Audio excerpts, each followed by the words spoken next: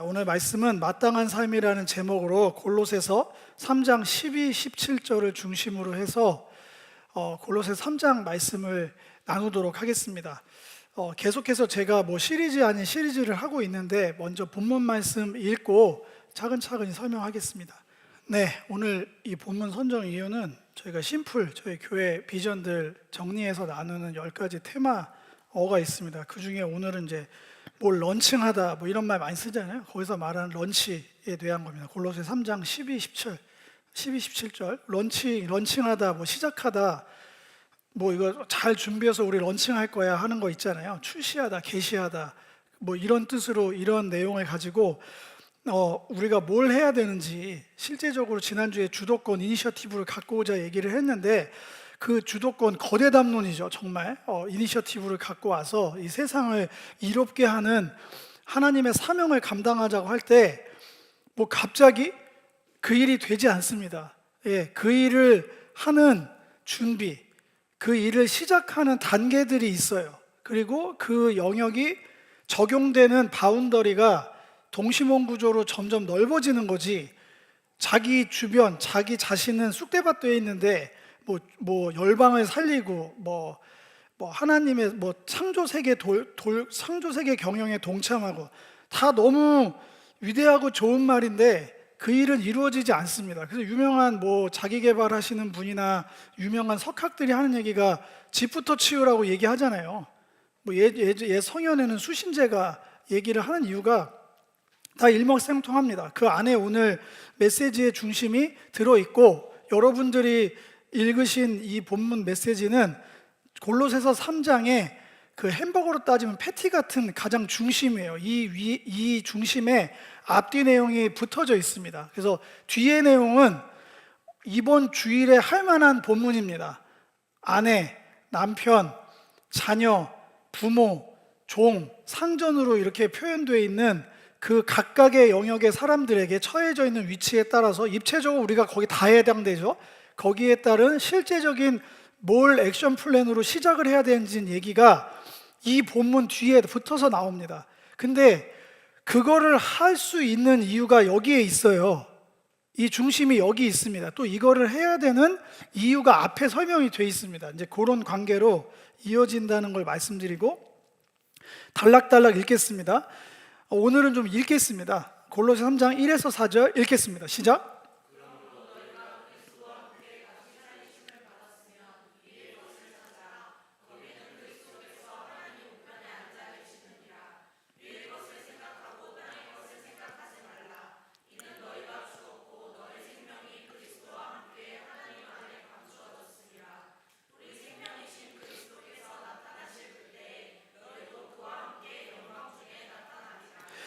여기 보면 감추어져 있는 게 있고 드러날 것에 대한 소망이 있습니다. 무언가가 지금 감추어져 있어, 비밀스럽게. 이거는 아무도 모를 거야 이런 게 아닙니다. 괜히 뉘앙스가 뭐냐면, 이거 진짜 귀한 건데 이거 진짜 기대되지 않아? 이런, 저는 그렇게 읽혀요.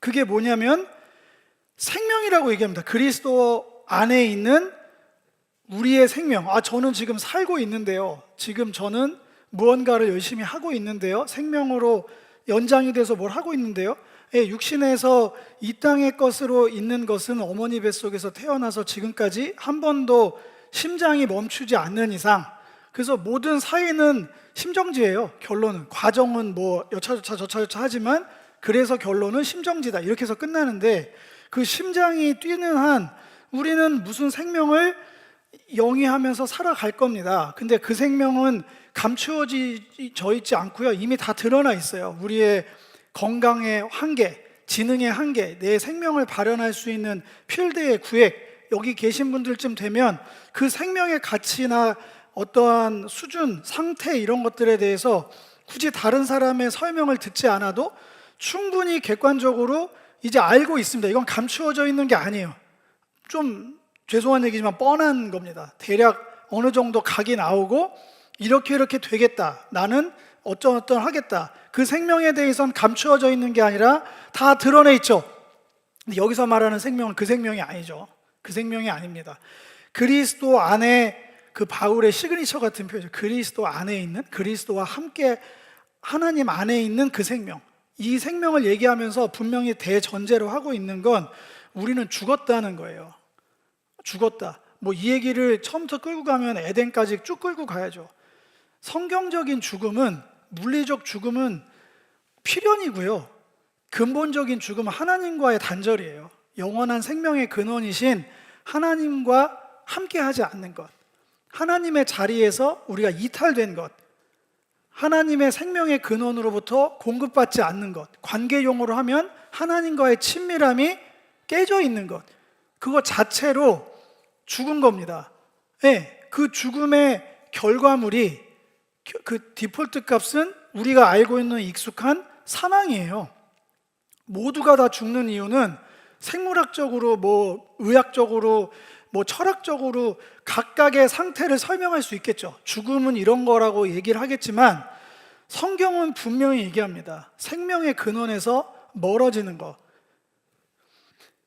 그 죽었음을 자각할 수 있는 계기가 역설적이게도 십자가죠. 예수께서 십자가 은혜로 우리가 죽어있던 상태를 드러내시지 않았다면 우리는 여전히 내가 살아있다고 느낄 겁니다. 그래서 급하게 정리를 하면, 알아들을 분들 알아들으시면 좋겠는데, 죽음으로 시작했기 때문에 부활로 끝나야지 맞는 거예요. 성경이 뭐 부활을 했냐 안 했냐, 부활이 뭐 진짜냐 가짜냐, 뭐 이러쿵 저러쿵 설명을 할 수는 있는데 당연한 귀결입니다. 너무나 당연한 귀결이에요. 왜냐하면 모든 성경의 내용은 창세기 3장 이후 내용이거든요. 죽은 다음의 얘기예요. 죽은 우리는 어떻게 되는 거야?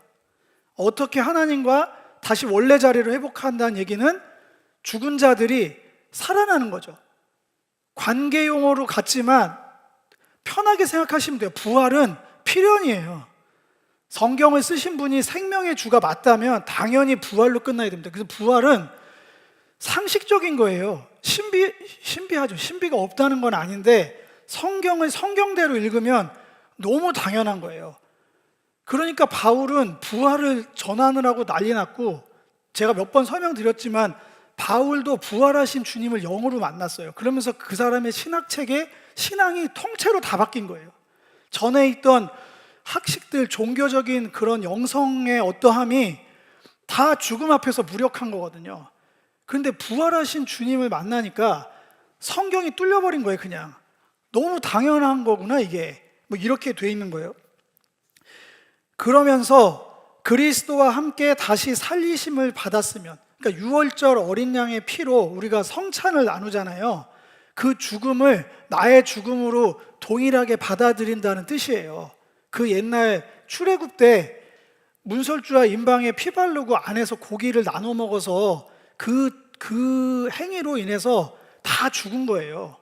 애굽이 성경적으로 죽음의 땅이잖아요. 예루살렘이 생명의 땅이고, 애굽에서 모두가 다 죽었다를 선언한 거예요.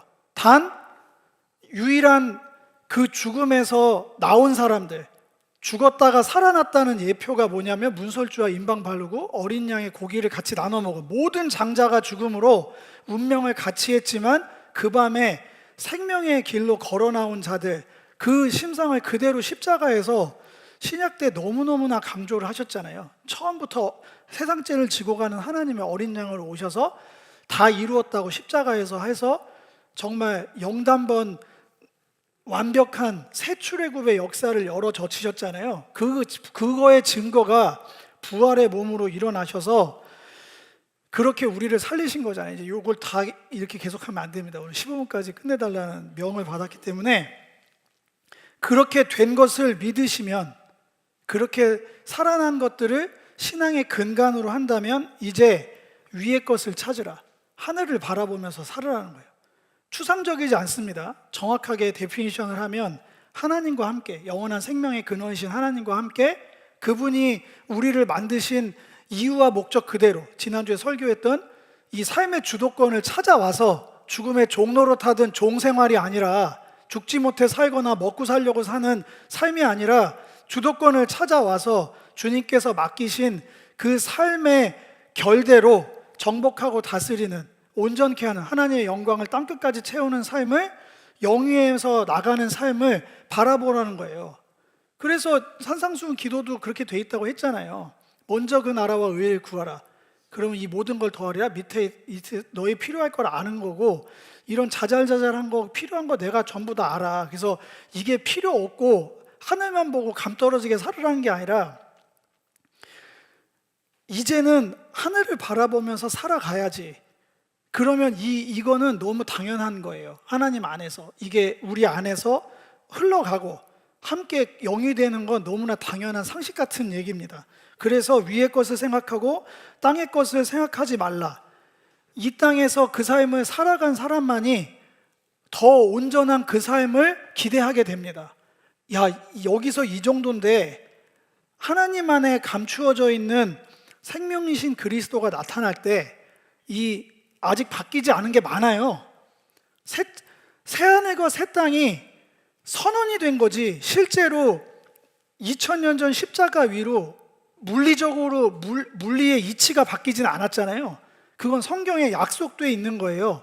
우리의 몸만 부활한 게 아니라 새하늘과 새 땅으로 이 삼라만상이 모두가 다 그 컨디션으로 갱신되는 그런 것들을 이 땅에서 맛보고 기대하고 나타날 거를 바라보면서 살아야 된다. 그게 위를 바라보면서 사는 삶입니다.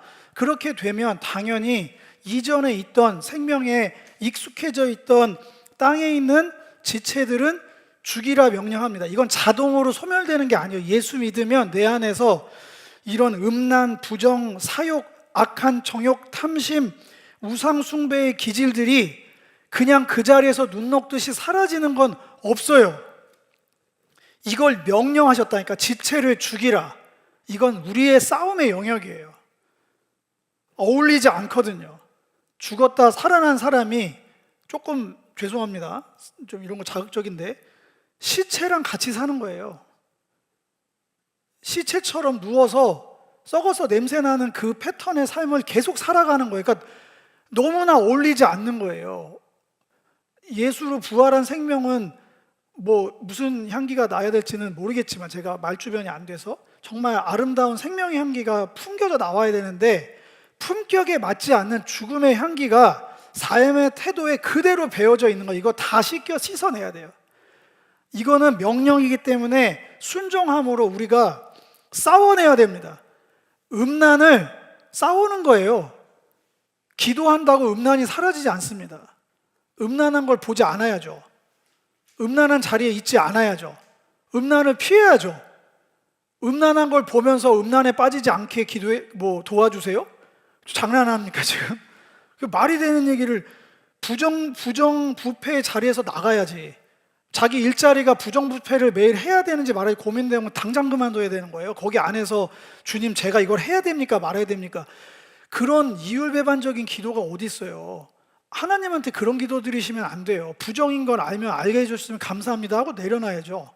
그런 겁니다. 이거는 우리의 영역이에요. 악한 정욕, 탐심을 들어오면 예수님 이름 붙들고 그 자리에서 바로 박차고 나가야죠. 그만둬야죠. 이건 싸움입니다. 이런 것들을 말미암아 하나님의 진노가 임했다. 이거는 기시감이 드는 얘기예요. 구약 백성 내내 출애굽한 이후에 그 사람들이 뭐가 바뀌었나요? 하나도 바뀌지 않았어요. 삶의 패턴이. 그래서 그때 베껴내느라고 40년을 뺑뺑이를 도는 거예요. 다시 말하지만 군대가 아닙니다. 하나님의 부르시면. 그 얘기가 무슨 얘기냐면, 너 한번 죽어봐라, 개고생해봐라, 광야로 나와라, 그런 게 아니라고. 광야는 차지하겠습니다. 그래서 그 분노함과, 그러면서 여기서 제가 되게 좋아하는 표현이 나옵니다. 옷 입고 벗는 표현이 계속해서 나옵니다. 저는 이 품격이라고 생각해요. 늘 이걸 제가 주일학교에서 얘기하면 제발 그 격에 맞는 행동을 하셨으면 좋겠어요. 그게 뭐냐면, 저는 이제 나이가 돼서 예비 소집이 군대 나온 사람 민방위? 그것도 하지 않아요. 근데 멀쩡하게 사회적 지위가 어마어마한 사람들도 군대에서 소집 이렇게 하자, 민간인들 소집해서 훈련하자고 해서 군복만 입혀놓으면 난리가 납니다. 난장판이 나요. 그 품격이 없어져요. 원래 군복은 그런 옷이 아니거든요. 제복은 원래 그 굉장한 권위와 숭고한 희생정신이 담긴 정말 멋있고 아름다운 옷인데, 그 옷을 입은 사람들이 자기랑 상관없는 옷을 어쩌다 한번 입으니까 더 이상하게 군바리가 되는 거예요. 군바리. 그래서 제가 상상을 해보라니까, 신랑이 오는 옷을 입은 턱시도를 입고 풀장착해서 한 2천만 원짜리 시계 차고 알반지 끼고 아무 데나 앉지 않아요. 그렇잖아요. 그리고 자매님들도 정말 멋진 이브닝 드레스 입고 함부로 자세로 앉지도 않아요. 허리도 이렇게 구부정하지 않을걸요. 정말 뭐 있어 보이는 척 하면서 다 하실 거잖아요.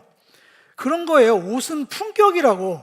내가 지금 무슨 옷을 입는지에 따라서 그건 가식이 아니라 정확하게 거기에 맞는 행동 양식이에요. 여기에 그게 나와 있습니다. 제발 그 가운데 하면서 너희도 전에 그 가운데 살 때는 그 가운데서 행했다. 이거 너무 당연한 얘기입니다.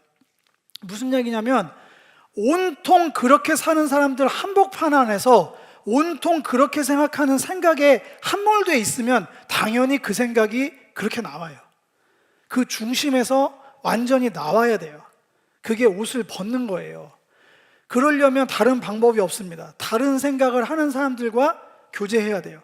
다른 삶을 사는 사람들을 봐야 됩니다. 생명을 살리는 데 몰입하는 삶을 선택해야 돼요. 거기엔 대가가 따릅니다. 예를 들을게요. 자본주의 욕을 하지만 우린 모두 자본주의 안에 살고 있습니다. 얘기하지만 해외에 진출하고자 합니다. 대부분 상장 기업들이나, 한국은 너무 마켓이 작으니까 잘 생각해 보세요. 다 해외를 진출하려고 해요. 거기 가서 적응하고 사업을 거기에 잘 정착시켜서 결론적으로 그 나라의 좋은 것들을 뽑아오려고 가는 거예요. 뽑아내려고. 뽑아내서 나에게 유익하려고. 선교는 정반대입니다. 똑같이 나가요. 똑같이 나가서 적응하고 교제하고 거기에 심겨집니다. 근데 과정과 결과가 완전히 달라요. 거기는 뽑아내려고 아니라 다 심으려고 가는 거예요. 살리려고. 뭐가 더 어려울까요? 뭐가 더 어려울까? 돈 벌러 가는 게 어려울 것 같아요? 살리러 가는 게 어려울 것 같아요? 이걸 왜 고민해요? 살리는 게 훨씬 어려워요. 돈 버는 게 뭐가 어려워요? 열심히 하면 되지. 밤새서 열심히 하면 돈 벌어요. 그거 어렵지 않아요. 함부로 얘기하는 게 아니라 돈 버는 건 열심히 하면 끝난다니까? 묻습니다. 생명 살리면 열심히 하면 생명이 살아나든가요?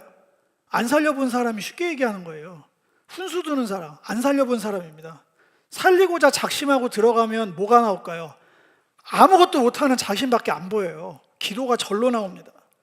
절망감이 쏟아져요. 내가 이거밖에 안 되나. 사람 살리는 거 쉬운 일 아닙니다. 생명 살리는 건 우주가 다 진동해야 되는 얘기예요. 하나님의 능력이 쏟아져 부어야 되는 거. 열심히 해서 된다고요? 그러면 저는 벌써 몇 천만 명 구원했을 것 같아요. 과장이 아니라. 열심으로 되는 일이면. 자랑하는 게 아니고요. 열심으로 되지 않아요. 살리는 건. 하나님의 전적인 권능과 능력, 그 사랑으로만 가능한 거예요. 아니, 돈 버는 사람도 목숨 걸고 자기 생에 모든 에너지를 갈아 넣습니다. 그 삶의 현장에. 갈아 넣는단 말 되게 싫어하거든요. 근데 실제로 인스타그램이나 이런 성공한 사람들은 갈아 넣을 때는 인터뷰 안 해요. 갈아 넣고 그 결과로 그 영역에서 우뚝선 1인자만 인터뷰를 합니다. 인스타만 나와요. 그 사람의 누림, 그 사람의 여유, 그 사람의 품격만 비춰주니까 이 사람이 가라는 적이 없는 걸로 착각을 하시는데 아니에요. 이 사람 모든 자원을 다 끌어다가 전부 믹서기에 갈아 넣은 거예요. 그것도 실제 성공한 사람들은 똑같이 다 얘기합니다. 나 운이었다. 천운이 따랐다.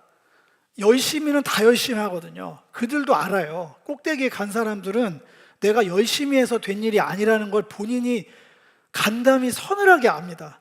진짜 럭키했네. 그게 정상적인 부를 축적한 사람들이에요. 그 과정이. 근데 왜 우리는 살리는 데는 뭐가 그렇게 아끼고 뭐가 그렇게 모자랍니까? 살리는데 우리를 다 들여도 지금 될까 말까 한 일이 너무나 많아요.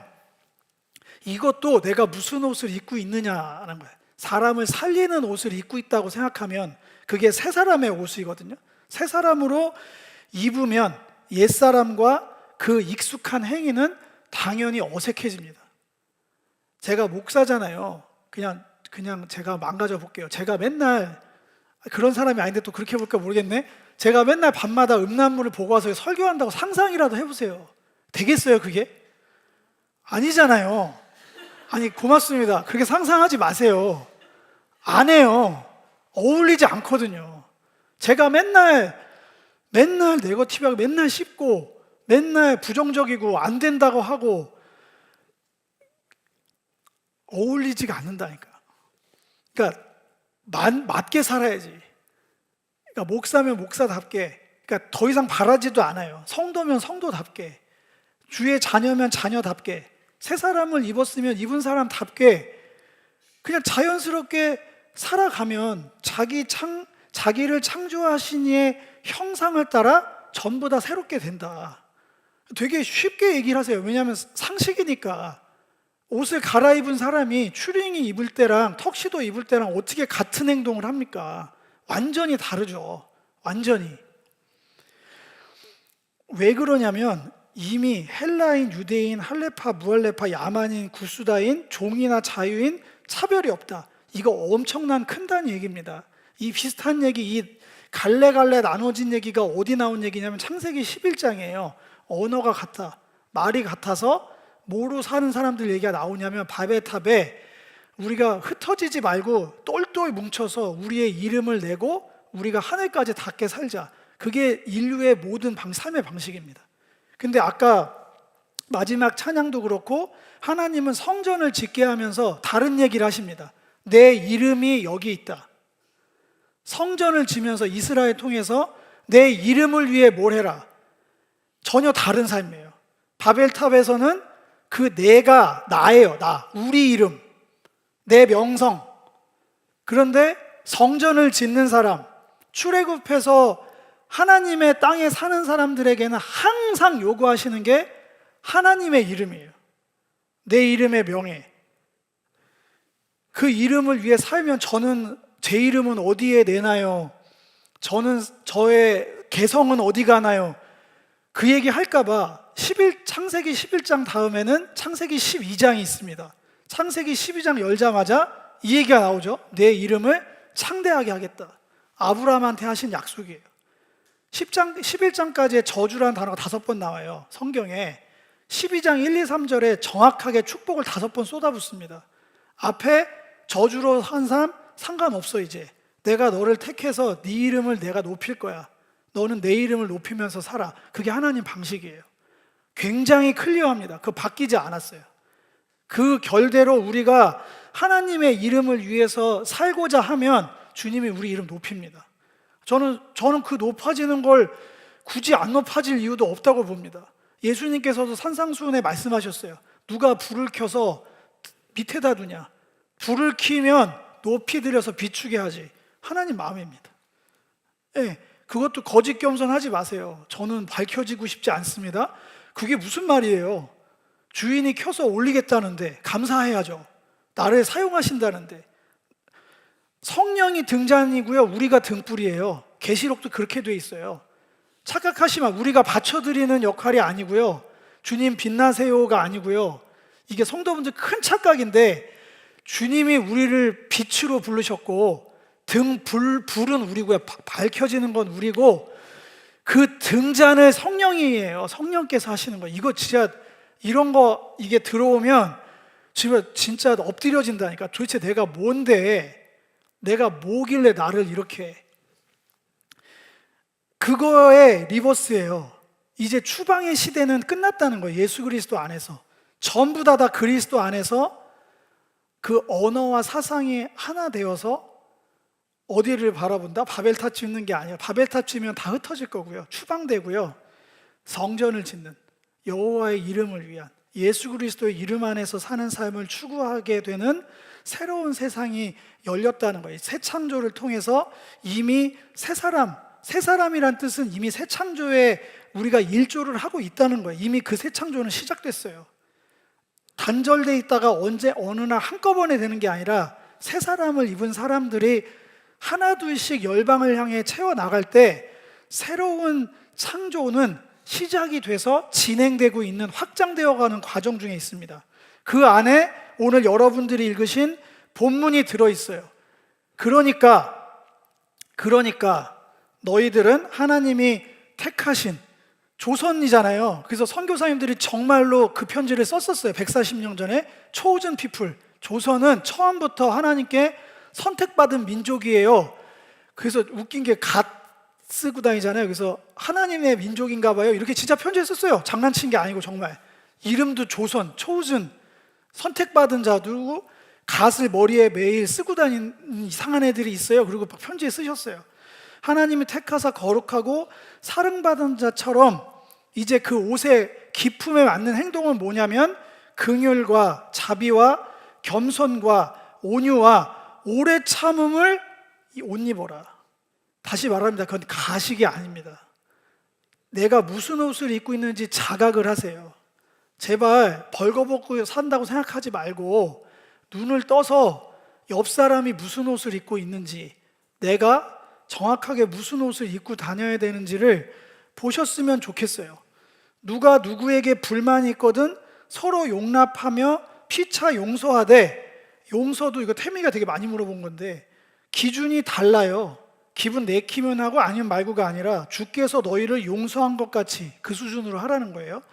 너희도 그리하고 이 모든 것 위에 사랑까지 더하랍니다. 이는 온전하게 매는 띠다. 그리고 다른 평화를 얘기합니다. 이 당시는 팍스 로마나 아우구스의 평화가 지배하던 시대였잖아요. 근데 그리스도의 평화로 룰을 바꾸라고 얘기합니다. 세계관, 삶의 방향을 완전히 바꿔타라. 이 당시는 정말 사도 바울의 목숨 걸고 쓴 것 같아요. 다 전부 다 팍스 로마나의 시민인데 너의 시민권, 너의 룰, 너의 법은 이 땅에 있잖아. 로마법이 아니다. 군대의 질서가 아니야. 생명을 살리는 질서로 하나님의 법대로 살아야 돼. 그 룰이 너를 주장하게 하라. 너희는 그것을 위해 한 몸으로 부르심을 받았다. 혼자는 못합니다. 똘똘 뭉쳐야 돼요. 너희는 여기, 그리고 위의 내용 제가 윤리 도덕적으로 이렇게 하세요 라고 되면 얼마나 좋을까요? 이렇게 삽시다 해갖고 결단하면 이 삶이 되면 좋겠으나 그 삶을 위한 또 하이라이트가 있습니다. 그 삶이 될 수 있는 유일한 길은 지금부터 나누는 얘기입니다. 그리스도의 말씀이 너희 속에 풍성히 거해야 된다. 거한다. 에노이케오, 장막을 짓고 터를 세우라. 그냥 말씀을, 좋은 말씀 감사합니다 까먹고, 좋은 말씀 감사합니다 까먹고, 그런 집은 비유 예수님께서 하신 말씀처럼 바람 불거나 창수가 나거나 그냥 무너져요. 여기서 말하는 그런 종류의 집은 아닐 거잖아요. 말씀이 너희 속에 풍성하게 아구까지 채워져서 깊이 뿌리를 내려서 아예 집을 지을 정도로, 그냥 아예 주거가 되는 정도로, 그냥 용어가 그렇게 돼 있어요. 그냥 집 짓고 사는 정도로 깊이 있게 말씀이 들어와야 돼. 그냥 피상적으로 착하게 사세요, 기도하세요, 뭐 헌금하세요, 선교하세요, 그게 되면 집회 한번 가면 인생이 다 바뀌죠. 집회는 불쏘시개 같은 거예요. 거기서 뿌리가 나올 수가 없어요. 집 짓는 건 굉장히 어려운 일이에요. 풍성하게 집이 지어지고 기둥이, 뿌리가 박히고 보가 세워지고 기능과 역할이 다다닥 돼야 될 정도 되고, 그걸 가지고 모든 지혜로 피차 가르치며 권면해야 됩니다. 속으로는 모일 때 위로만 하시면 안 돼요. 내가 비방하고 지적질하고 훈수두라는 얘기가 아니라 말씀에 근거해서 지혜로 피차 가르치고 권고해야 돼요. 그리고 그 과정 안에서 또 중요한 것, 시와 찬송과 신령한 노래들을 부르며 감사하는 마음으로 하나님을 찬양하셔야 됩니다. 찬양을 빼면 안 돼요. 정말 안 됩니다. 신령한 노래, 예전에 이런 거면 예배 세미나 해야죠. 신령한 노래가 뭐냐? 그럼 또 네버엔딩으로 가겠죠. 그걸 떠나서 신령한 게 뭐예요? 안다고 신령한 노래가 되는 게 아니니까. 예배라고 하는 거 안에는 지금 현대적 예배에는 찬양이 굉장히 그 3분의 1 정도의 비중을 차지하고 있잖아요. 적극적으로 감사하는 마음으로 전적으로 몰입해서 찬양하셔야 돼요. 예배팀은 그것을 만들어가는 지휘자 같은 사람들이지 여기 있는 사람들을 구경하는 게 아니에요. 감상하는 게 아니고요. 여러분들이 전체가, 우리 교회 성가대가 없는 여러분들이 성가대 원이라서 그래요.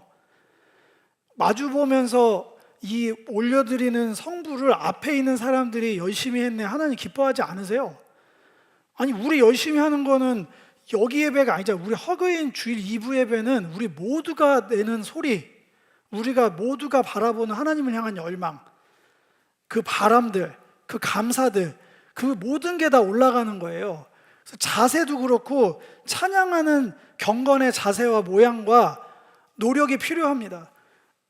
예를 들을까요? 시간이 정말 촉박해지고 있어요. 그 앞에 나와 있는 사람들이 옷도 추리닝을 입고 찬양팀인데 노래를 안 해. 다리 꼬고 그냥 앉아 있어. 그게 가능한 얘기입니까? 근데 앞에 있는 사람들은 그 반대로 여러분들과 뭐가 다른 사람들이에요? 하늘나라의 2등 시민이고 우리는 1등 시민이니까, 성가대니까. 들리는 설에 천국 가면은 성가대만 있다던데, 쟤들은 진짜 성가대야, 그런 거예요? 되게 위험한 생각이십니다. 똑같이 예배팀이에요. 방향만 다릅니다. 저희는 서서 여러분들 바라보고 찬양하는 거고요, 여러분들은 저희를 바라보고 하는 거기 때문에 똑같은 거예요. 그렇게 안 하면은 예전부터 저희 할머니가 가르쳐 주신 대로 제일 좋은 옷 입고 갈 이유가 없죠. 교회 올 때 풀세팅 하고 올 이유가 없어요. 제가 연예인입니까? 왜 풀세팅을 주중에도 안 하는 걸 왜 여기서. 여러분들한테 예의 갖추는 것도 있죠. 공신력 있는 자리에 있기 때문에 당연한 예의라고 생각합니다. 근데 그거 전에 하나님 앞에 서야 되니까 심신을 다 준비해 갖고 오는 거잖아요. 이게 제 최선이, 더 이상 저는 이상은 없습니다. 제가 딴 데 가서 더 치장을 하고 다닐 수 있는 게 없고, 이게 제 풀이에요. 이게 실망하셔도 어쩔 수 없고요. 여러분들도 마찬가지예요. 그게 누구 보라고 누구한테 잘 보이려고 하는 게 아니라 하나님 앞에 예배드리는 기본 자세잖아요. 제 기본 자세. 찬양의 선율이 나오면 입술을 열어서 노래하는 게 거기서 묵상기도를 하시면 안 되죠. 그 예배팀이 마이크 들고 묵상기도만 하고 내려가면은 내려오라고 그래야지. 왜 서 있어? 똑같은 거예요. 노래할 때는 노래를 해야 돼. 여기 시와 찬송과 신령한 노래들을 부르며 감사하는 마음으로 찬양. 그래서 할렐루야가 아시잖아요. 미친 듯이, 제정신이 아닌 듯이 그렇게 원래 하는 거예요. 그 가운데 너무 감정이 북받치면 당연히 목이 메이겠죠. 그거는 자연스러운 일인데, 처음부터 끝까지 이러고 있으면 얼마나 근엄하시길래. 뮤지컬 관람하시는 게 아닙니다. 네, 그렇게 해서 하고, 또 무엇을 하든지 말에나 일에나 다 주 예수의 이름으로 하고 그를 힘입어 하나님 아버지께 감사하라. 이것도 굉장히 잘 구분하셔야 됩니다. 남용하는 사람들도 있거든요. 뻑하면 주여 주여 하고 다 하나님이 하셨다, 하나님이 뭘 하라고 했다. 저는 굉장히 의심되거든요. 하나님이 하랬다고 하면 그거는 목숨 걸고 나가야 되는 거거든요. 근데 하나님이 너무 이랬다 저랬다 하는 사람이 많아요. 그러니까 내가 분별을 할 수는 없는데, 들었다니까 내가 그게 진짜인지 가짜인지 제가 어떻게 판단하겠어요. 근데 저보단 훨씬 가볍게 쓰는 것 같아요. 근데 사도 바울은 도전합니다. 또 무엇을 하든지 말에나 일에나 전부 다 주 예수의 이름으로 해라. 이 얘기는 간담이 서늘한 얘기인데 어마어마한 공생애적 삶이에요. 뭘 하든지 예수님 의식해야 됩니다. 어디서 누굴 만나서 뭘 하든지 항상 그 생명의 법 아래에 있어야 돼요. 사람들하고 있을 때는 자매님 하면서 각종 세상에 다 내줄 것처럼 하다가 싹 얼굴 돌변해서 이런 거 안 됩니다. 전부 다 예수의 이름으로 하라. 그를 힘입어 하나님 아버지께 감사하라. 그리고 이제 오늘 어울릴 법한 얘기가 여기 나옵니다. 그러니까 앞에 얘기가 없으면 이건 당연히 안 돼요. 제가 이 본문만 설교를 하려고 했어요. 오늘 딱 담아서 가정의 달에 어울리잖아요. 근데 이건 안 됩니다.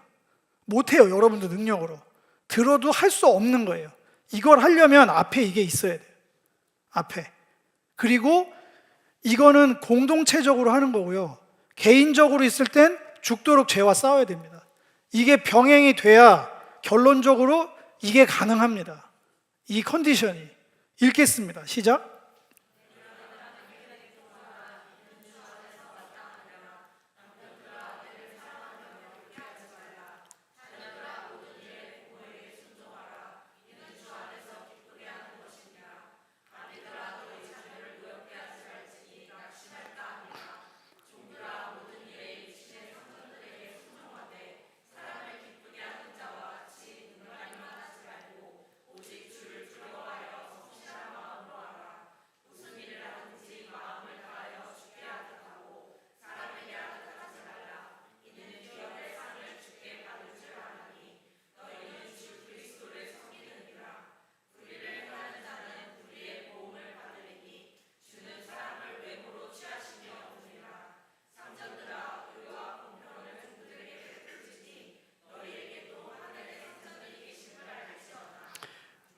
조목조목 뭐 아내, 남편, 자녀, 아들, 종, 주인 잘라서 얘기를 드리고 싶으나 눈으로 보셨듯이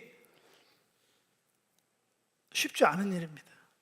반대로 따지면 이렇게만 되면 너무나 아름다운 세상이 될 거예요. 세상을 주도권을 갖는다는 건 추상적이거나 무슨 거대 담론 얘기가 아닙니다. 그 주도권이 이렇게 입체적으로 여기에 다 걸려 있잖아요. 우리는 누군가의 아내, 남편이자 또 자녀일 수도 있고 자녀, 뭐 부모일 수도 있고 어디에 일꾼일 수도 있고 오너일 수도 있고 여기에 안 걸리는 사람은 없거든요. 이렇게 주도권을 펼쳐가는 거예요. 이렇게. 지난주 설교의 실전편입니다. 실전편. 가정의 달이잖아요. 저는 그 가정이 제일 화목했으면 좋겠어요. 그리스도의 평강이 넘쳐났으면 좋겠어요. 그러려면 다시 뒤로 가겠습니다. 여러분들 모일 때마다 하나님이 택하사 거룩하고 사랑받는 자처럼 긍휼과 자비와 겸손과 온유와 오래 참음의 그 품격을 지키셨으면 좋겠어요. 그리고 모일 때마다 주의 말씀이 풍성하게 깊이 뿌리를 내려서 집을 짓고 사는 거가 될 때까지 멈추지 마시고 정진하시고 말씀 훈련에 찬양 시간에 전심으로 주님께 반응하는 것을 통해 감사의 찬양으로 모든 일에 예수의 이름으로 하려는 그 주님을 의식하는 삶, 코람데오, 주 앞에서 사는 삶을 해 나갈 때 그 주도권을 펼칠 수 있고요. 그러려면 모여서 보이지 않는 그때도 주께서 이미 이루신 그 생명, 옛 나의 모습들은 죽었다라는 믿음 안에, 새 생명 안에서 음란과 부정과 사욕과 악한 정욕과 탐심, 분노와 노여움, 악의 비방, 입에 부끄러운 말들을, 거짓말들을 싸워내셨으면 좋겠습니다. 그렇게 한 주간 이 골로새서 3장의 말씀을 좀 묵상하시고 그렇게 하나하나 실천할 수 있는 능력을 주님께 부여받기를 주님의 이름으로 축복을 드리겠습니다.